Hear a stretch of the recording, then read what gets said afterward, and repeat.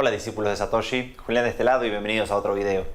En este vamos a hablar de Bitcoin y su crecimiento fractal, como yo lo llamo. Cabe destacar que las ideas de esta presentación en su base surgieron de un libro de Seyfen Amadeus que se llama El estándar de Bitcoin y les recomiendo mucho la lectura. Hagamos un repaso de algunas de las cosas que ya vimos en algunas de las clases, como por ejemplo, ¿qué son las cosas que hemos utilizado como el dinero? ¿No? Usamos ganado, conchas marinas, plumas, hilos con nudos, cuencas de vidrio, metales amorfos, metales preciosos y monedas, papeles y dinero gubernamental, y hoy por hoy la última forma del dinero, un montón de bits todos ordenados. ¿Cuál es el denominador que es común a todas estas cosas? O mejor dicho, ¿cuál debería ser ese denominador común? Es que sean difíciles de fabricar. Todas estas cosas que nosotros usamos como dinero, no le tenemos que permitir a otra persona que tenga la habilidad de poder crearlos, porque de esa forma lo que nos hacen es expropiar nuestro dinero. ¿Qué significa eso? Bueno, que el dinero duro mata al dinero blando. Existen varias formas de estos dineros y varias anécdotas de las cosas que hemos utilizado. La primera es las piedras de Rai usados en la isla de Yap. Eran unas tribus indígenas que utilizaban unas piedras muy grandes con un agujero en el medio directamente como dinero. Y lo importante para que algo sea considerado dinero es que cuando yo hago un pago, yo dejo de estar en posesión de ese bien y la otra persona esté en posesión de ese bien. En este caso, la anécdota básicamente es que dos tribus estaban intercambiando este tipo de piedras por un pago y simplemente la canoa en la que estaban transportando la piedra se hundió en el medio del lago que las separaba. Y la otra aldea directamente le tomó como concedido el pago porque asumió que ya la otra persona no tenía una de estas piedras. La otra de las cosas que quiero comentarles es una anécdota de las cuencas de vidrio en el oeste del África. Básicamente eran unas tribus indígenas que lo que utilizaban eran pequeñas esferas de vidrio como dinero. Como si nosotros utilizáramos las bolitas que usábamos para jugar de chiquititos o las canicas le podrían conocer ustedes. Bueno, lo que sucedió es que cuando los conquistadores europeos vieron que esas personas utilizaban esas bolas de vidrio como dinero, lo que hicieron es volver a Europa y fabricar muchas de esas esferas de vidrio. Y lo que hicieron, inundar el mercado. Cuando uno puede crear más de algo, lo que está haciendo es bajando el precio global de ese bien. Cuando llegaron los españoles con un montón de esas canicas, ya todas las canicas habían bajado su valor considerablemente. Y la otra anécdota que les quiero contar es cómo es que cambió el precio del oro versus la plata en el año 1800. En ese momento, todavía todos los países tenían reservas de oro y reservas de plata dentro de sus bancos centrales. Y lo que sucedió fue que el Banco Central alemán hizo estudios para determinar que la velocidad de extracción y las reservas del oro eran mucho más escasas que las de la plata. Y empezó a desechar sus reservas de plata y empezar a almacenar más reservas de oro. Lo que hizo básicamente fue que todos los demás bancos centrales copiaran ese tipo de modelo, haciendo que el precio del oro con respecto al precio de la plata aumentara.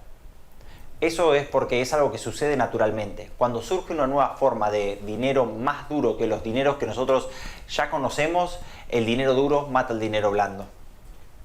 El oro prácticamente demonetizó todos los demás metales para el final del siglo XIX, debido a que su producción era menor en comparación con la plata y el cobre. En este gráfico que tengo acá les estoy mostrando cuál es la nueva extracción de oro todos los años y cuáles son todas las reservas globales del oro. Fíjense que en general el oro tiene un aumento porcentual de entre 1 y 2,5% año a año. Y a medida que nosotros vamos haciendo pasar el tiempo, este aumento de todas las reservas del oro siempre va en aumento. Recordemos que el oro nosotros lo utilizamos para la joyería y lo utilizamos en nuestros dispositivos celulares y en nuestras computadoras. La emisión monetaria de todos nuestros países es en promedio 32,15 y las buenas monedas crecen mucho más lento que las malas monedas. Si nosotros miramos cuál es la emisión de Estados Unidos de moneda versus la emisión de la moneda con respecto al peso argentino, son completamente dos cosas muy distintas. Acá en Argentina nosotros tenemos como tradición ahorrar plata en dólares y utilizar simplemente el dinero como un medio de intercambio. Las malas monedas siempre aumentan su base monetaria muy rápido y luego colapsan. Creo que nosotros el año pasado vivimos algo de eso. Recordemos que en Bitcoin nosotros tenemos una política monetaria que es estricta. Nadie puede violar las reglas del consenso. Eso quiere decir que nadie puede emitir más monedas que las que se están permitidas como recompensa del bloque en cada uno de los intervalos de tiempo dados. En los primeros 4 años de Bitcoin se permitían 50 monedas en cada uno de los nuevos bloques. En los siguientes 4 años de Bitcoin se permitían 25 monedas por cada uno de los bloques. Y ahora, en esta fase que estamos, que es la tercera fase, se permiten 12,5 monedas por cada uno de estos bloques. En el próximo año o año y unos meses más, lo único que se permitirá es la mitad de eso. Como contraparte, lo que nosotros vemos es que la cantidad de bitcoins total que hay en circulación es lo que se llama una función geométrica de razón un medio. Cada vez que suceden 4 años, lo que estamos emitiendo nosotros adentro del sistema de Bitcoin es la mitad del total de bitcoins que nos quedan por emitir. Cuando nosotros sumamos todos los bitcoins que va a haber en existencia, va a ser ligeramente menos de 21 millones. Eso quiere decir que en los primeros 4 años se emitieron 10,5 millones y en los siguientes 4 años se emitieron la mitad de los 10,5 millones que quedaban. De esa forma es que se va generando nuevos bitcoins. ¿Cómo es el ciclo en el cual estamos metidos dentro de Bitcoin y que seguramente ustedes ya habrán escuchado en alguna noticia acerca de esto? Cada vez que nosotros utilizamos algún objeto como dinero, como respuesta aumenta la producción de otro lado. Eso quiere decir que si nosotros utilizamos oro como dinero, va a aumentar la extracción del oro. Si nosotros utilizamos nuestra plata fiduciaria como dinero, entonces va a aumentar la producción del otro lado. Pero cuando se utiliza Bitcoin como dinero, aumenta su valor porque no es posible producir más. Intentémoslo o no, no es posible producir más Bitcoin. O sea que si más personas se unen a la minería para obtener más Bitcoin como recompensa, la dificultad se ajusta de forma de que se sigue produciendo la misma cantidad de Bitcoin al ritmo pactado. La minería de Bitcoin, si bien nos hace acordar a la extracción de metales, es un proceso por el cual se le brinda más seguridad a la red. Y eso hace que Bitcoin tenga un incentivo positivo. Yo lo llamo a esto el agujero negro. Lo primero que sucede dentro del ciclo de Bitcoin es que Bitcoin es demandado como reserva de valor. Por ende, más personas compran Bitcoin y aumenta su precio. Si aumenta el precio, la minería se vuelve más rentable, lo que hace que más mineros o que se agreguen más poder de cómputo a la red. Y lo que hace eso es que la red se vuelva cada vez más segura. Si la red es más segura, entonces más gente entiende cómo funciona Bitcoin y es más demandado como una reserva de valor, lo que arranca de vuelta otro de los ciclos de Bitcoin. Este tipo de tecnologías disruptivas y con incentivos positivos tienen un tipo de adopción de tecnología que no corresponde a las curvas S. Pero la mayoría de las curvas S de adopción de nuevas tecnologías se vino dando en el mundo o nos explicaron que se adoptaban de esta forma. Básicamente lo que nosotros tenemos en la curva de adopción es que tenemos los primeros innovadores, que son los que agarran la tecnología al principio. Después tenemos los early adopters o los primeros que adoptan la tecnología. Tenemos la primera mayoría, la segunda mayoría y después tenemos los que llegan mucho más tarde a la tecnología. Cuando uno va sumando toda la participación de todas esas personas, lo que nosotros obtenemos es la curva S. Pero en este caso lo que sucede con Bitcoin es que Bitcoin tiene una adopción en forma de cola de tiburón. Lo que nosotros tenemos son algunos de estos catalizadores que nosotros fuimos hablando, en donde por alguna razón en particular un montón de personas adoptan una nueva tecnología muy rápidamente. Es un lugar con mucha derivada y mucha intensidad. Y después lo que sucede es la meseta de la tranquilidad. Toda esa gran energía, una vez que las personas entienden cómo es que funciona la tecnología y la adoptaron, la hicieron parte de su vida, lo aceptaron y siguieron con otras cosas. Bueno, a lo largo de la historia de Bitcoin nosotros hemos tenido un montón de estos Big Bangs en donde un montón de nuevas personas se unen a la red de Bitcoin. Ese tipo de fenómenos se llama la singularidad, en donde algo nuevo dentro de este mundo apareció, ciencia en este caso. Y a través de estos pequeños Big Bangs que van sucediendo, empezamos a unir más gente a nuestra red, hasta que va a llegar un momento en donde en un gran Big Bang vamos a unir a todo el resto de las personas, similar a como sucedió en Internet. Si ustedes recuerdan, Internet fue creado por los militares, que fue su primer uso, y después los siguientes que se fueron uniendo fueron las universidades y después las instituciones, y como último llegamos todos a utilizarlo en nuestra vida cotidiana. ¿En dónde se ve estos distintos Big Bangs de Bitcoin? Bueno, lo que primero podemos ver es que en el precio.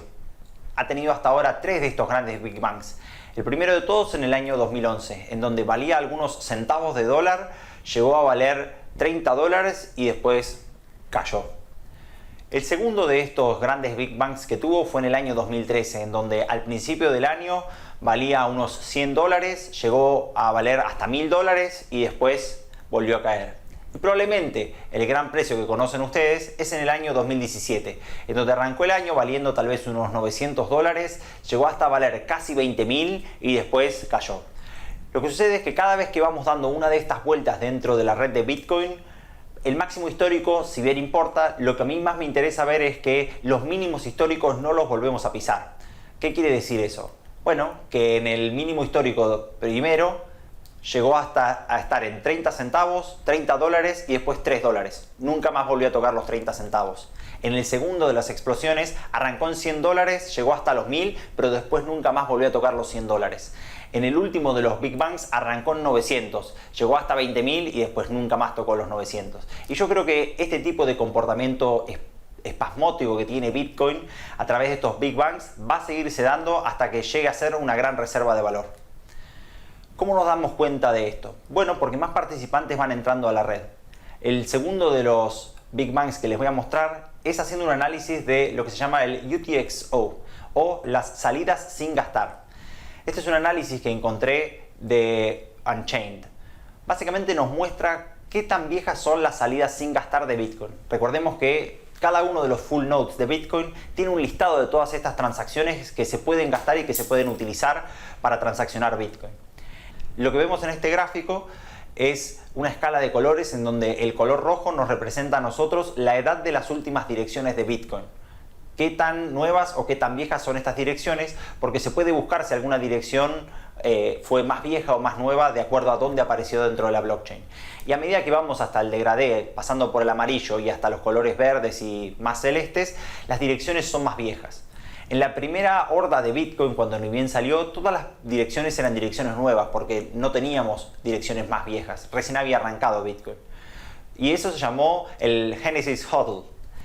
Pero después, fíjense que a medida que nosotros vamos llegando a los distintos picos de precio de Bitcoin, lo que va sucediendo es que usuarios más viejos de Bitcoin venden fracciones de Bitcoin a usuarios más nuevos. O simplemente lo que nosotros sabemos es que los Bitcoins de direcciones más viejas pasan a direcciones más nuevas.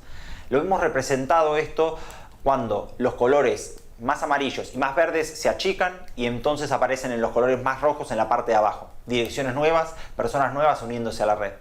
Ahí podemos ver en el gráfico el HODL del 2011 y el HODL del 2014 y también el del 2017, en donde fíjense que cómo se achican las partes de los sectores medios y amarillos y crecen los sectores rojos. Otra de las formas de poder analizar qué es lo que está pasando con Bitcoin es con la minería. Nosotros hemos pasado desde las CPUs a las GPUs, a las FPGA y hasta ahora los mineros ASIC. Lo que fuimos haciendo es industrializando cada vez más la seguridad de la red, hasta que ahora solamente los competidores y los industrializados pueden participar dentro de la minería. El último de los Big Bangs que les voy a mostrar ahora es el GitHub de Bitcoin. Recordemos que es el GitHub para todos los que no lo conocen. Es un repositorio de código público en donde se pueden ver todas las mejoras que están propuestas de Bitcoin y todos los cambios que se están haciendo al software de Bitcoin. En un principio, solamente unos pocos participantes participaban de este lugar proponiendo nuevas mejoras y adecuando el código de Bitcoin. En el 2009 esto se veía de esta forma. Pero a medida que fue pasando el tiempo, podemos ir observando cómo distintos participantes abren nuevos proyectos y crean nuevas ideas. Recordemos que Bitcoin es un proyecto abierto y cualquier persona puede participar. En el 2011 se veía de esta forma, en el 2013 se veía de esta forma, en el 2015 se veía de esta forma y en el 2018 así de grande. Todas estas mejoras son mejoras que no solamente afectan al funcionamiento de Bitcoin, sino a nosotros como usuarios. Entonces, como conclusión, ¿qué tan seguro es Bitcoin? Hasta ahora, Bitcoin no tiene un punto de falla en particular. Cuando hablo de Bitcoin como el protocolo y como la blockchain, cuando uno tiene soberanía individual y cuando uno almacena sus claves privadas. Lo que sí nos puede suceder es que algún exchange es hackeado o a alguna persona le roban sus claves privadas interviniéndole en su teléfono. Ese tipo de hacks sí existen, pero alguien que le pueda mentir a la red de Bitcoin como un global no ha sucedido. Tiene un montón de implementaciones en hardware y en software y es una organización descentralizada. Básicamente no tiene cabeza y no tiene líder. El protocolo de Bitcoin está abierto para quien quiera utilizarlo y cada 10 minutos en promedio se crea un nuevo bloque ya hace 10 años. Sin fallar procesa entre 200.000 y 500.000 transacciones diarias sin ninguna autoridad central, gracias a la matemática, gracias a internet y sin ningún tipo de censura.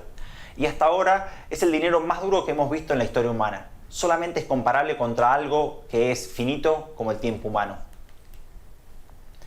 En su política monetaria, Bitcoin es superior en dureza a todos los demás proyectos que existen.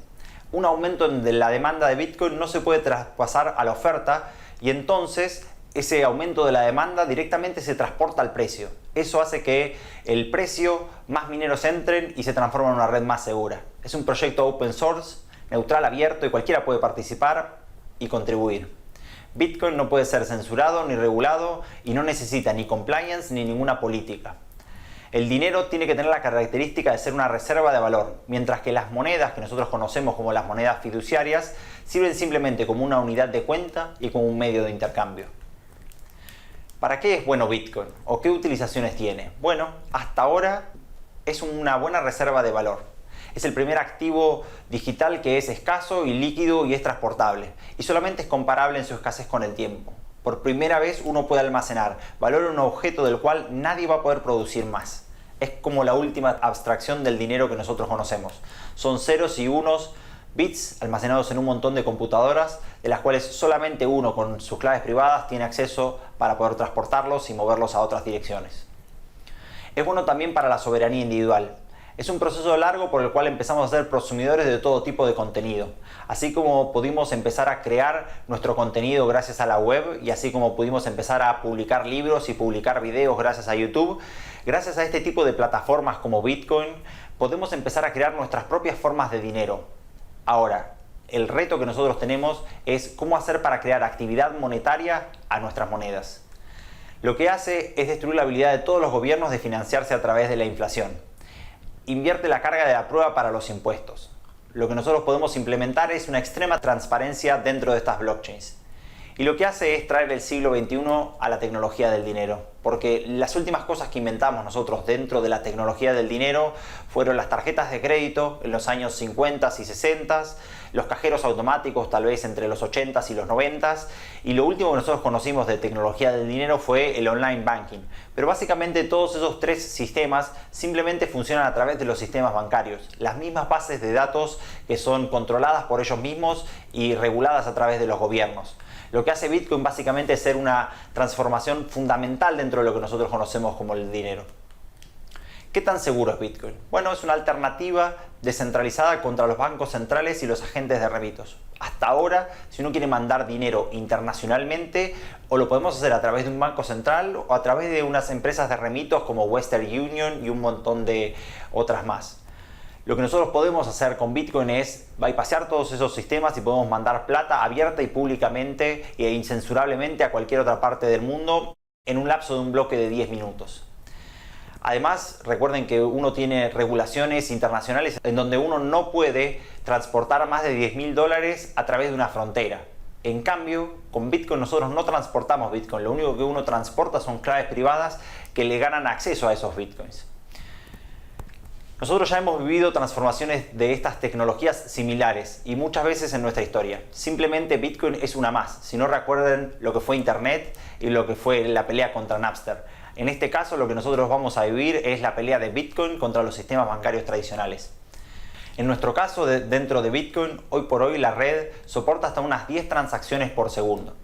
Si uno lo compara contra otro tipo de procesadores de transacciones como Visa o Mastercard, en donde ellos propagan entre unas 10.000 y 15.000 transacciones por segundo, no nos podríamos comparar. Por eso es que Bitcoin en la capa base es una gran reserva de valor y una nueva base monetaria. Pero lo que podemos hacer con nuevas mejoras y nuevas tecnologías es hacer miles de millones de transacciones. En el caso de Bitcoin tenemos dos tipos de propuestas hasta ahora. Una de ellas se llama la Lightning Network o la red de los rayos en ese caso, o las sidechains que nos van a permitir hacer miles de millones de transacciones. Una de las últimas cosas que nos va a hacer Bitcoin es cambiarnos la preferencia de tiempo. ¿Qué es la preferencia de tiempo? Bueno, como seres humanos nosotros tenemos necesidades y nosotros decidimos cuándo gastar nuestro dinero dependiendo de la necesidad que nosotros tengamos. Si nosotros tenemos la necesidad de comer, bueno, esa preferencia de tiempo hace que sea corta y entonces nosotros siempre vamos a gastar dinero para alimentarnos, para la ropa o para nuestra seguridad o para nuestra vivienda. Pero cuando nosotros tenemos necesidades que ya son superfluas, nuestro pensamiento contra la preferencia de tiempo puede variar. Eso quiere decir que si yo me quiero comprar un nuevo celular o una tablet o una computadora nueva, voy a analizar mucho más si voy a gastar esa cantidad de dinero o no. Lo que hacen nuestros bancos centrales con la inflación es aumentarnos nuestra preferencia de tiempo. En el caso de Argentina, como nuestra plata vale cada vez menos, nos incentivan a nosotros a gastarla y a moverla dentro de nuestra economía. Por eso es que nosotros ahorramos en dólares, que es una plata que se va depreciando cada vez menos. Las mejores épocas de nuestra civilización humana se construyeron en base de monedas duras. Recordemos al Imperio Romano en su florescencia, ellos tenían una buena moneda y cuando empezaron a aumentar su base monetaria, licuándolo con otros metales, su imperio se fue al demonio. La generación de los baby boomers en adelante son generaciones con baja preferencia del tiempo. Ellos prefieren todo el ya y el ahora. Y por el contrario, el Imperio Bizantino y la Bella Época siempre fueron construidas con una alta preferencia de tiempo. Recordemos que la Bella Época fue donde se desarrollaron grandes industrias como la industria del automotor, la industria del transporte del ferrocarril y las máquinas térmicas y también la industria de la electricidad para el transporte de la energía. ¿Cuál es la diferencia entre nuestra preferencia de tiempo como individuos y la preferencia de tiempo de los mercados y de los gobiernos? Bueno, básicamente los gobiernos y los bancos lo que siempre quieren hacer es hacer cosas ya y ahora y en este instante. Los gobiernos primero porque tienen que demostrar por qué están ahí y qué es lo que están haciendo con el dinero que le dan los contribuyentes. Y los bancos porque necesitan hacer ganancias y cada vez más ganancias y en menor cantidad de tiempo. Fíjense que en este caso les estoy compartiendo un listado de todas las crisis económicas que hemos vivido desde los 70 en adelante. A medida que los bancos fueron ganando cada vez más control de nuestra economía y los bancos centrales ganando cada vez más control con respecto a nuestras monedas, lo único que fueron haciendo fue generando crisis tras crisis, tras crisis, tras crisis. En este caso puede ser la salida del muro de Berlín o tal vez el efecto tequila en México, la crisis gigantesca bancaria de los bancos en el 2007 y el 2008 y en este gráfico todavía no les muestro, pero existen otras crisis nuevas como las crisis de Portugal, la crisis de Grecia, la crisis de Brasil y las miles de crisis que tenemos en Argentina.